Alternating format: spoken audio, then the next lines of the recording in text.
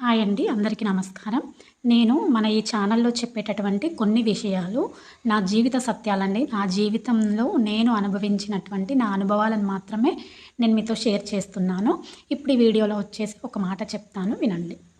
ఎప్పటినుంచో పెద్దవాళ్ళు ఒక మాట చెప్తూ ఉంటారు కదా, ఏంటి ఏ వయసులో జరగాల్సినటువంటి ముచ్చట ఆ వయసులో జరగాలి, ఏ వయసులో చేయాల్సినటువంటి పనులు ఆ వయసులో చేయాలి అని చెప్పేసి. అది ఎందుకు చెప్తారు అనేది నాకు ఇప్పుడు స్పష్టంగా అర్థమవుతుందండి. ఫర్ ఎగ్జాంపుల్ నేను ఒక 2 ఎగ్జాంపుల్స్ చెప్తాను, వినండి.